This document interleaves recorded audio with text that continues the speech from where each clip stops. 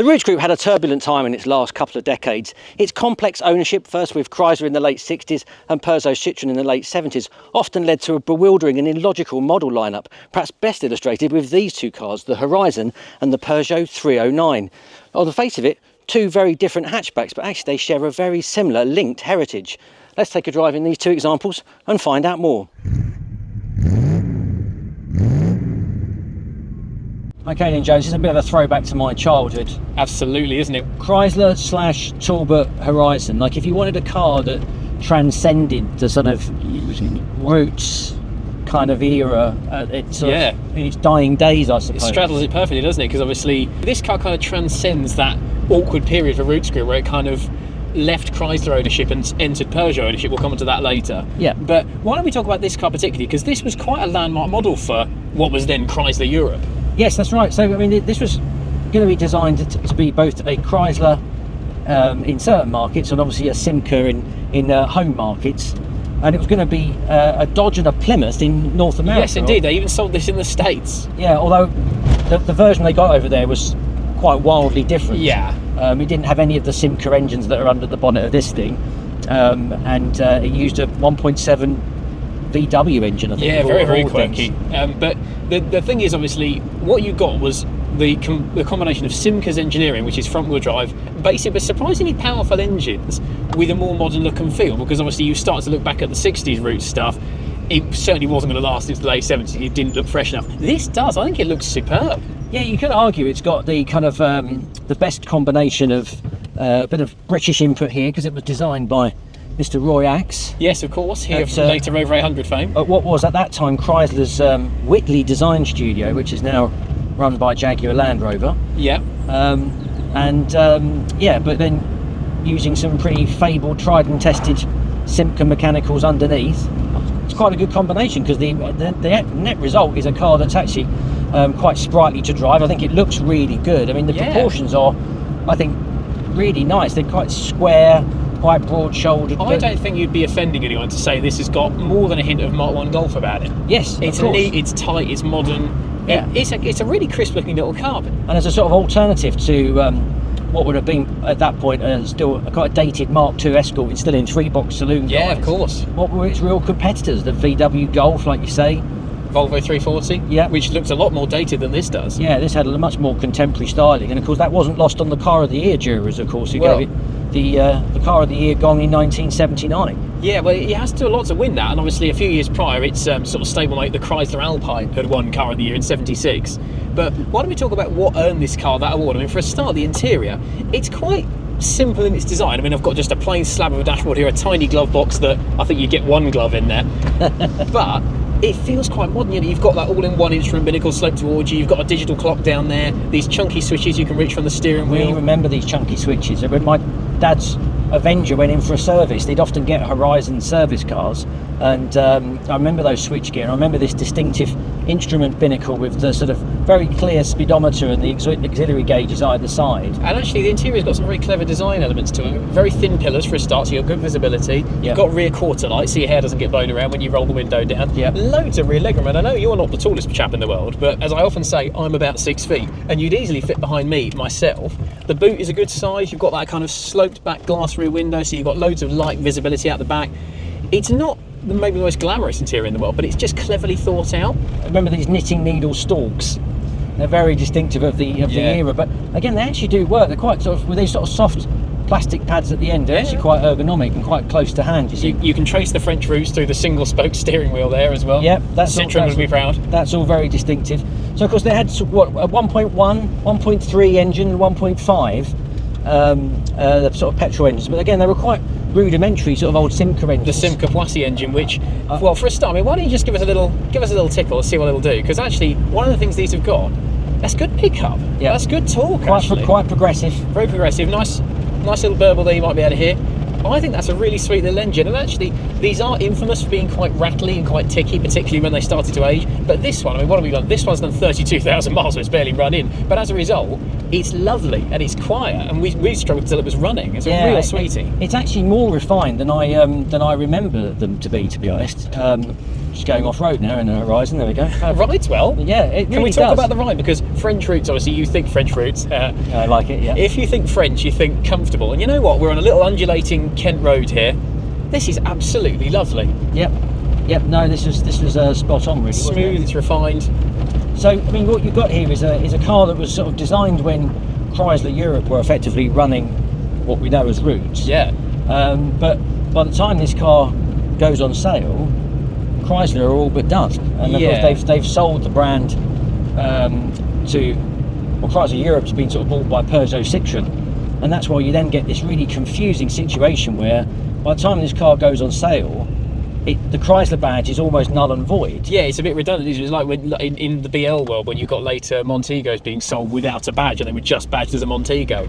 And it's a bit of a shame, really, because in many ways this is a cracking little car. You know, it looks good, it goes well, it's comfortable, it's got a lovely interior, it's got a lot of very clever engineering put into it, and it makes the most of having about 50p to develop it, Yes. as is the case because Chrysler were very stingy with giving Rootes any budget for these things.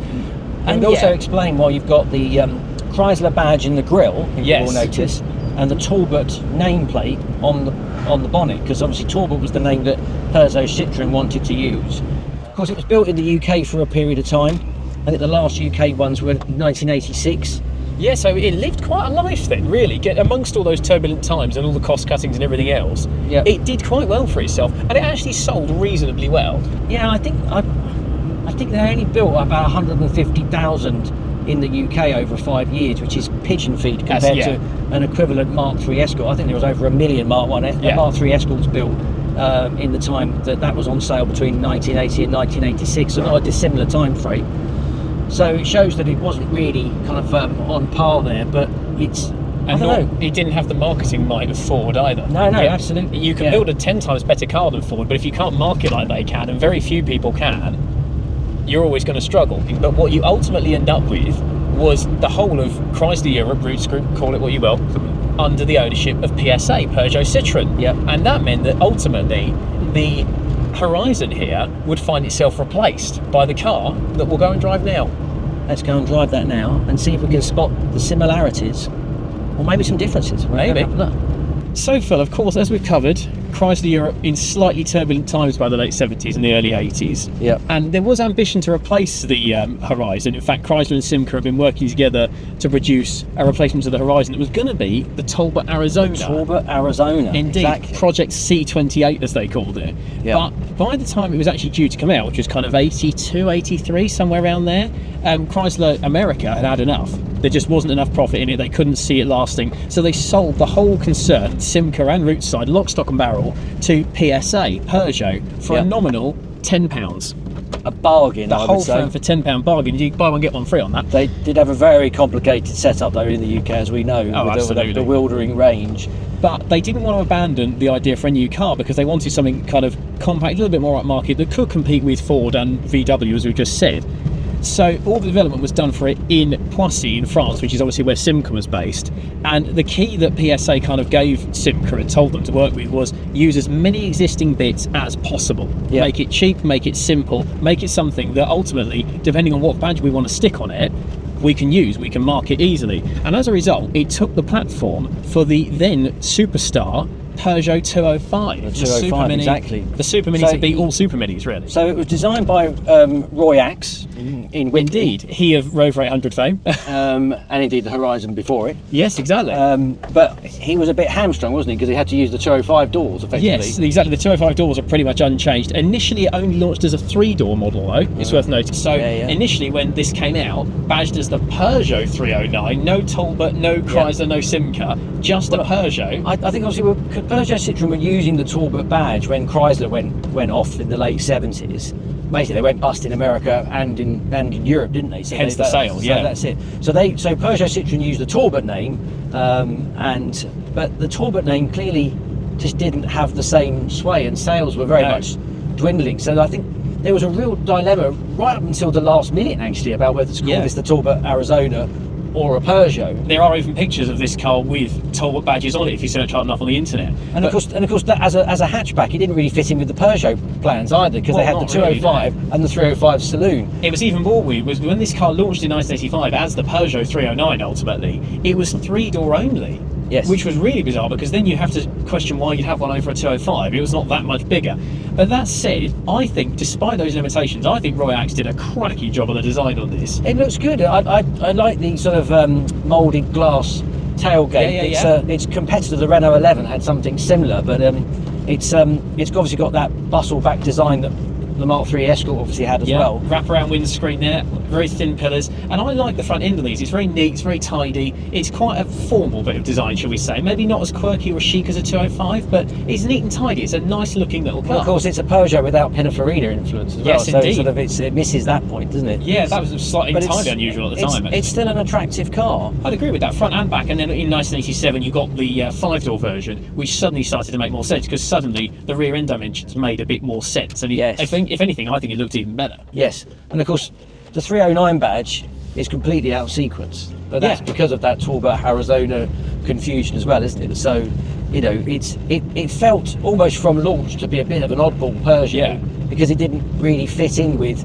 what we know was to come with the 205 and then latterly the 405. Well, it gets even more complicated when you think that it initially launched in 85 as a French-built car, but then by October it was right-hand drive. They were in the UK, and they were actually British-built, which makes it even more. Built at Brighton in Coventry. Indeed, a Peugeot built in Britain. Properly unusual, but of course that was becoming fashionable at the time, with the Japanese starting to build plants in the UK and so on. And then we talk about the engines, yet another example of, right, we'll use those bits to save money, because you could get this with a 1.1 or a 1.3 that were Simca engines. They were the old Poissy engine that was carried over. Until quite late, wasn't it? It was like up until about 89 or something. I think they ran the Simca engines. And of course, you could get it with Peugeot engines. They did the XU in 1.6, like we've got here, and 1.9 petrol forms. That's right. Yeah. Sweet, fruity little engines, typically French. You know, you kind of have to rev them a bit. And of course, the diesel engines were good as well. Oh, the XUD diesel. We know all about those. They're tremendous. And you could even have it as an automatic. So we've got this one here, 4-speed. And you know what? It's a really good auto box. Yeah, I didn't realise we were driving an auto today, so it's a bit of a treat. My brother owned one of these in GR spec with the 5-speed manual, which is a little bit notchy from memory. Yeah, they're not brilliant, nor is the Zone 5. But this auto goes into gear nicely. It doesn't jerk. We're not doing this, you know, it kicks down smoothly. It's a really, really good auto box when you think it's 35 years old as well. And this is the first gen car with the first generation interior, which is actually quite plasticky. It got I think berated at the time for its quite plasticky dashboard. It's largely a 205 carryover, and I think it's got that characteristic of French cars of this era, where they're well built out of poor quality materials. Yes. So, for example, you've got some very hollow noises, and it does rattle. Fisher Price plastic, for sure. But it all lasts. You know, it stays together. I mean, our old yellow 205 had over 200,000 miles, and that was all still in one piece. It's not the nicest quality stuff, but it holds together really well. And in something like a GR, like we've got here, really well equipped. You know, I've got a rear wiper, I've got a heated rear window, I've got electric windows. Look at this, lap of luxury. Yep, that's good. I like these chunky Peugeot switchgear. This is very distinctive of the time. Spacious. And those gauges as well, very, very much evocative of Peugeots of that era. They could only be French, couldn't they, with the red dials and so on. And these big indicators you can see immediately when there's a warning. If there's going to be any issue, look, there you go, oil, big stoplight on the dashboard there. I love these in no doubt giant joysticks for the door mirrors. I mean, they're practically like grab handles, aren't they? I was going to say, if we have to brake suddenly, just grab the mirror. But most importantly, of course, this is built on a lengthened 205 platform, effectively. And that means when you start flinging it around on a country lane, it's great.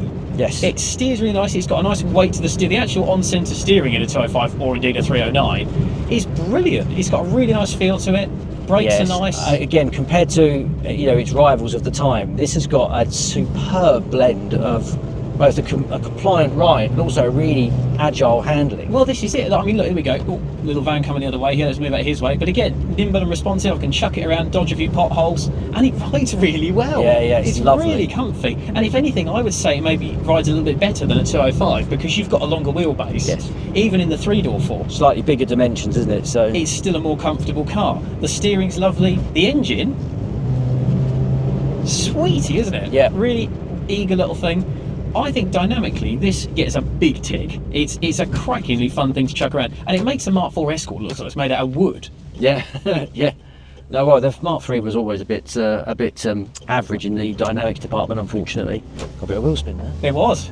Not even the GTI, which they did. Yeah. You could get this as a 1.9 GTI with those lovely speedline wheels on it. Look fantastic. Those twin sort of fog lights in the bumper. Yeah. Looks absolutely epic. What was that, 1988, 1989? That's right. Like that? 130 horsepower. You only got it as the 1.9, but even better, you could get it as a GTI 16 valve, which you never got in the 205 GTI either. So, if anything, this was the clever choice from a performance point of view, because it was more practical, and because it was slightly longer wheelbase, it didn't have those snap-off oversteer problems that the hatch did. The GTI is probably the most numerous derivative of the 309 nowadays. Not that there's loads of those. I was going to say there's not many of those anyway, but yeah, they tend to survive better because obviously the enthusiasts preserve this. They haven't ripped the engine out to put in a 205. But in any guise, even a 1.6 auto, this is a charming little thing, isn't it? Well, it's quite lightweight as well, isn't it? They tip the scales about 900 kilos. Yeah, it's French steel. It's as thin as a quality street wrapper.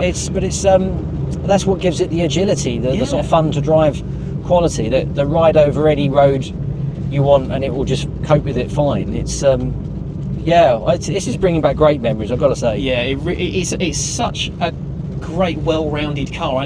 I think what maybe hamstrung this a bit in the later reputation is because it's a Peugeot that's also a Talbot, that's also a Chrysler and a Rootes and a whatever, is that maybe these aren't that well remembered, but it's easy to forget. They sold 1.64 million of these things. Yep. So that was an incredible success, and in many ways, I would argue it's a more well-rounded car than something like a Golf or like an Escort, an Astra particularly. Yeah. It seems to have the perfect blend. It looks great, it's fun to drive, the British quality is a little bit British, shall we say, but on the whole I think this is a cracking car. And if this was to be the end of Rootes as we knew it, which it was, because effectively the replacement for this car was the 306, which is a great car in its own right. Very pretty car. Very pretty car.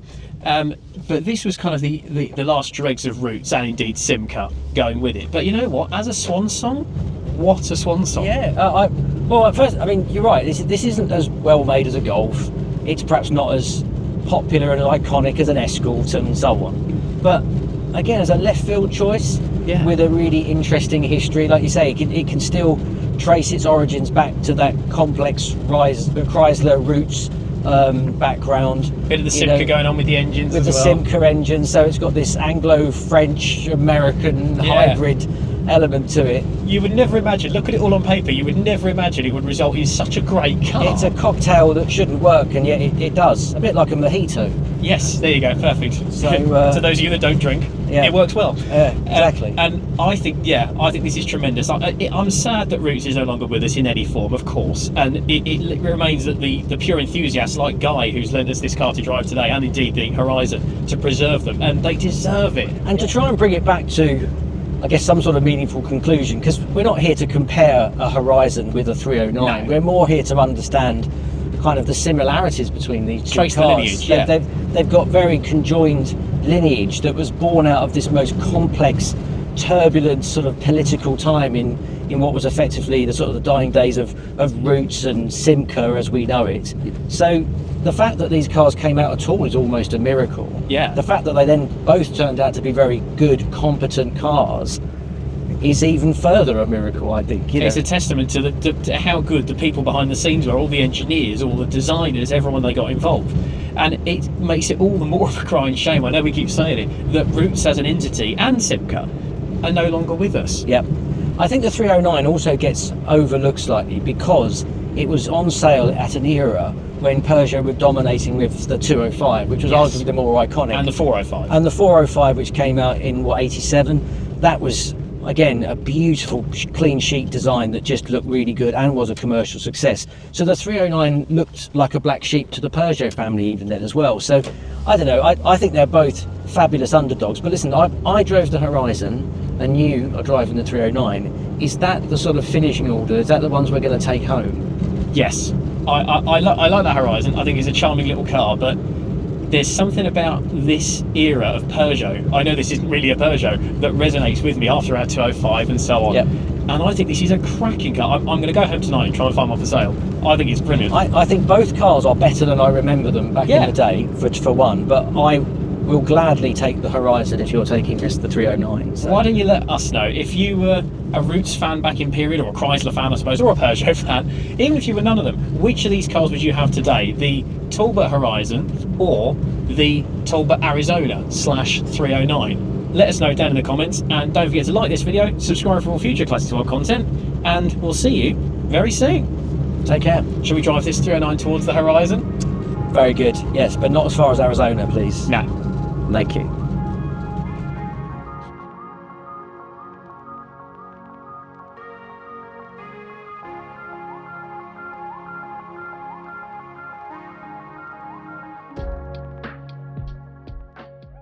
It straddles it perfectly, doesn't it? Because obviously, shortly after this, there's no fifth gear. There's no fifth gear. That's déjà vu. Yeah, I'll find it eventually.